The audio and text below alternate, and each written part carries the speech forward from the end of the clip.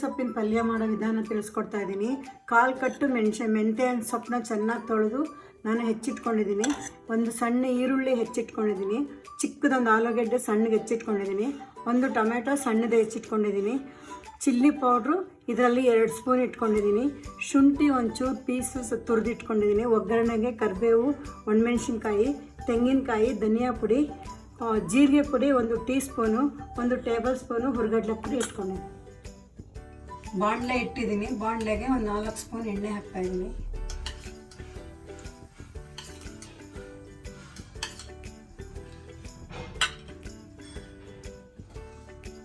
ಎಣ್ಣೆ ಕಾದ ನಂತರ ಒಂದು ಅರ್ಧ ಸ್ಪೂನಷ್ಟು ಸಾಸಿವೆ ಹಾಕ್ತಾಯಿದ್ದೀನಿ.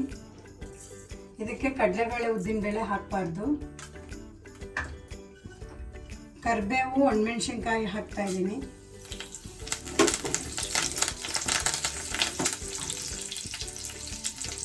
ಈರುಳ್ಳಿ ಹಾಕ್ತಾಯಿದ್ದೀನಿ.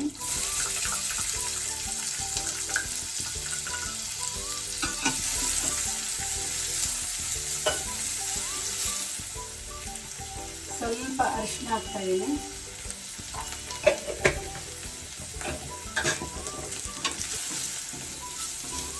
ಈರುಳ್ಳಿ ಬಾಡಿದೆ. ಈಗ ಆಲೂಗಡ್ಡೆ ಹೆಚ್ಚಿರೋದನ್ನ ಹಾಕ್ತಾಯಿದ್ದೀನಿ. ಆಲೂಗಡ್ಡೆ ನೀರಲ್ಲಿ ಹಾಕ್ಕೋಬೇಕು, ಇಲ್ಲಾಂದರೆ ಕಪ್ಪಾಗ್ಬಿಡುತ್ತೆ. ಅದಕ್ಕೆ ನಾನು ನೀರಲ್ಲಿ ಹಾಕಿಟ್ಕೊಂಡಿದ್ದೀನಿ.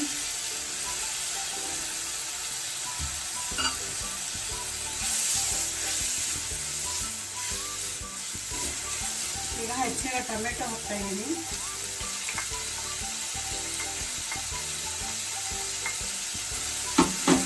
ಮೆಂತ್ಯ ಸೊಪ್ಪಿನ ಪಲ್ಯಕ್ಕೆ ಆಲೂಗಡ್ಡೆ ಟೊಮೆಟೊ ಹಾಕಿದ್ರೆ ತುಂಬ ಚೆನ್ನಾಗಿ ಟೇಸ್ಟ್ ಬರುತ್ತೆ.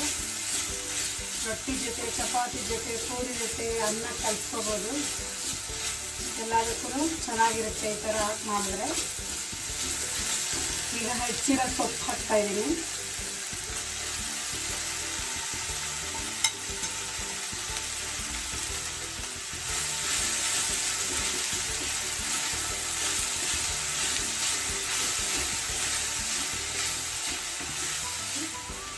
ನೀರು ಹಾಕ್ತಾಯಿದ್ದೀನಿ. ಯಾಕೆಂದರೆ ಪ್ಲೇಟ್ ಮುಚ್ಚಿಡಬೇಕು, ಹಬೆ ಒಳಗೆ ಬೇಯಬೇಕು ಅದು.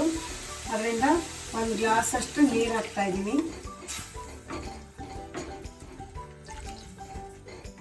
5 ನಿಮಿಷ ಬೇಯಬೇಕಿದು.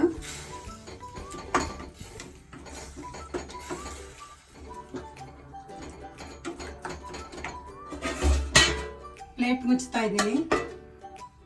5 ನಿಮಿಷ ಪ್ಲೇಟ್ ಮುಚ್ಚಿಟ್ಟಿದ್ದೆ. ಈಗ ತೆಗಿತಾ ಇದ್ದೀನಿ. ಬೆಂದಿದೆ. ಈಗ ನಾನು ರುಚಿಗೆ ತಕ್ಕಷ್ಟು ಉಪ್ಪು ಹಾಕ್ತೀನಿ.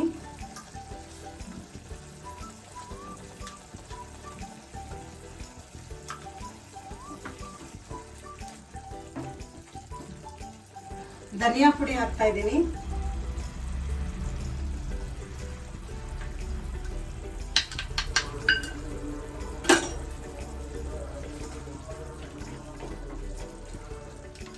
ಚಿಲ್ಲಿ ಪೌಡ್ರ್ ಹಾಕ್ತಾಯಿದ್ದೀನಿ. 2 ಸ್ಪೂನಷ್ಟು ಹಾಕಿದ್ದೀನಿ. ಖಾರ ನನಗೆ ಎಷ್ಟು ಬೇಕೋ ಅಷ್ಟು ನೋಡಿಕೊಂಡು ಖಾರ ಹಾಕ್ಕೋಬೇಕು.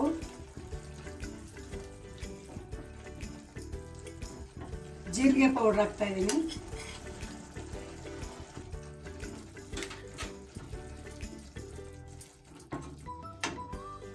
ಈಗ ಕಡಲೆ ಪುಡಿ ಹಾಕ್ತಾಯಿದ್ದೀನಿ.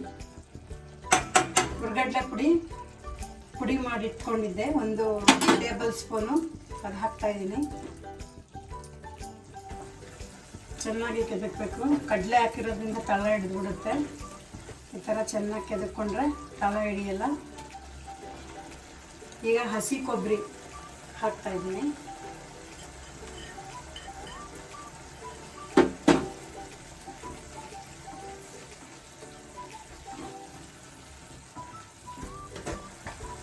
ಮೆಂತ್ಯ ಸೊಪ್ಪು ಸ್ವಲ್ಪ ಕಹಿ ಇರೋದ್ರಿಂದ ನಾನು ಸ್ವಲ್ಪ ಸಕ್ಕರೆ ಹಾಕ್ತಾಯಿದ್ದೀನಿ. ಸಕ್ಕರೆ ಹಾಕೋದ್ರಿಂದ ಟೇಸ್ಟ್ ಬರುತ್ತೆ ಇದಕ್ಕೆ ಪಲ್ಯಕ್ಕೆ. ಮೆಂತ್ಯ ಸೊಪ್ಪಿನ ಪಲ್ಯ ರೆಡಿಯಾಗಿದೆ. ಸವಿಯಲು ಸಿದ್ಧವಾಗಿದೆ. ಇದು ಅನ್ನದ ಜೊತೆ ತಿನ್ಬೋದು, ಚಪಾತಿ ಜೊತೆ ತಿನ್ಬೋದು, ಪೂರಿ ಜೊತೆನೂ ತಿನ್ಬೋದು, ರೊಟ್ಟಿಗೂ ಹಾಕ್ಕೋಬೋದು.